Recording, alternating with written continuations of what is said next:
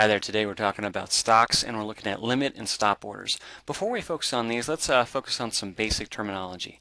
So you've probably heard of a stock split, and a stock split is basically exactly what the word says. It's when a stock splits. Uh, what usually happens is you'll have a company and the company might be trading at, let's say, $30, and then those shares go up in value because the company does well, it has profits.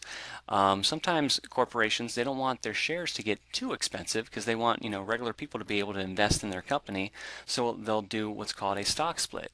If the stock goes up in value, let's say it hits $60, then they'll do a stock split where that one stock becomes two stocks, and those two stocks are now valued at $30 each, and that makes it more easy for regular investors to buy shares of the stock. So again, if you had 100 shares at $50 before the stock split, you'd have $5,000, and then after the stock split, you'd have 200 shares, and each one of those shares would be worth $25, and you'd still have $5,000. So you're not richer, you're not poorer. It's just a way to decrease the value per share, while at the same time you increase the number of shares that are out there. So an example of a stock split would be if we look at Microsoft. Back in early 2003, they had a stock split. It was a 2-to-1 split. So earlier, the stock was trading around like $40, and after the stock split, it was trading around 20. Let's look at definition of what a bear and bull market are. So bull markets are markets that are going up, and think of a bull market think of a bull. Think of a bull when it's trying to attack something. It's going to try to stab something at it with its horns, and it's going to strike upward with its horns. Vice versa, a bear market is a market that's going down, and bears fight by striking down with their claws.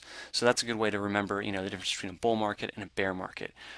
Today's date is November the 13th, 2009. If we look at the overall market since the beginning of this year, since the beginning of 2009, let's say year to date, looks like more or less we're in a bull market right now. If I bring this back, and if you look at, let's say, between late 2007 to March 2009, this right here is definitely a bear market. So this obviously was not a good time to invest in stocks. Stocks continue to go down here. But since March of 2009, since right here, we've been in a bull market, and it's been a good time to invest in stocks. Okay, the next thing we're going to look at, we're going to talk about market orders and limit orders. So a market order is an order that's placed, and it's just executed at whatever the trading price is. So if you want to buy 30 shares of, let's say, Google, and you place a market order, you're going to buy those shares of Google at whatever price Google is going for on the market at the time. Likewise, you could also do a sell market order, and you would sell your shares at whatever price Google is trading at on the market. A limit order is a little bit different. You set the buy or sell price, and if the stock never hits your limit price, the order won't go through. So let's look at this a little bit more in depth. Let's say the stock, let's say WAG, its market price is $23, but you don't want to buy it at $23. You think that the stock is going to come down a little bit to $22.50. So you set your limit order for $22.50. Now, if the stock dips down, if the share price comes down to $22.50, bam, your order is going to be executed. So that's a limit buy order. Now let's talk about a limit sell order. Let's say you own stock and you don't want to sell it right now, but you think it's going to go up a little bit. Let's say you want to sell Evergreen Solar at $18. It's currently trading at 17. You don't have time to sit at your computer monitor and monitor the stock market to see how it's doing, but you definitely do want to sell it if it reaches $18. Well, you can set a limit sell order. So if the stock goes up to 18, bam, your order will go through and your stock will be sold at $18. So that's the difference between a limit buy and a limit sell order. Now, one of the most important orders that you need to know about is a stop order. It's also known as a stop loss order. It stands for stops your losses. So, sometimes when you buy stocks, not all of them are going to be winners. Some of them are going to be losers, and you want to protect yourself from a huge financial loss. You want to have a safety net. So let's say you buy shares of Boeing at $80. And to protect yourself against a huge loss, you place a stop order at $75. So what that stop order does is it's not going to execute unless Boeing comes down to $75. Now you're saying to yourself, well, why would I want to do that? Why would I want to sell at a loss? Well, the thing is, maybe Boeing would keep on going down and down and down. And think about General Motors. In General Motors, 2009, General Motors, they had to file for bankruptcy, and their stock was virtually worthless. It went from, I think, something like $40 a share to all the way down to almost zero. So you want to stop yourself from incurring a huge financial loss, because stocks will not always go back up sometimes. And it's better to have, let's say, like a 5% loss than a 95% loss. So here's an example. To protect yourself against a huge loss, you place a stop order at 75. Well, the next day, Boeing starts going down, and your order gets executed at $75. Next time you check the stock market, Boeing is trading at 40. So you are happy that you sold at 75, then instead of all of a sudden having to sell at $40. So that's why you want to always place a stop order on any stock that you have.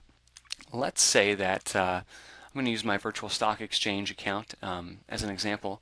Let's say I've got a stock, I've got QQQQ here, okay, and I bought that stock for $41.80. Right now it's doing all right. It's trading at $44.01. I want to put a stop order on this. Let's say there's a huge catastrophe and the stock market goes down, and I want to protect myself from a huge loss. So I think it's best to always say, that you're never going to have more than an 8% loss on a stock. So I want to know what 92% of 41.80 is. So 0.92, which is 100% minus 8%. So 0.92 times 41.8 is 38.45. So I'm going to set a stop order at $38.45 for this stock right here. To do that, I'm going to go to make a trade, and I'm going to say, I'm going to enter in my stock here, QQQQ. I'm going to click on Go, and I'm going to click Sell. Shares, I had 100 shares. My day order, I want good till cancel, because I don't want this order to just happen for today. I want it to, be good as long as I have this out there until I cancel it. And I want this to be a stop order, and I want my limit, my stop limit, to be 38.45. So 38.45. Let's go preview trade. And this won't let me do this because I already put this order in, but I just wanted to show you this as an example. So this is how this would work in the virtual stock exchange program. In E-Trade, which is what I actually use, here's how you would place an order. So you would say sell, price type, you would do stop, you would select your shares. So let's say I did 1,000 shares of QQQQ, and my stop price would be 38.45. And I would set right here, good for 60 days. That's how it works in E-Trade. And then I'd click on preview my order, and then I'd click enact order, and this would not execute unless the stock actually went down there. So we talked a little bit about stop orders, limit orders, and market orders.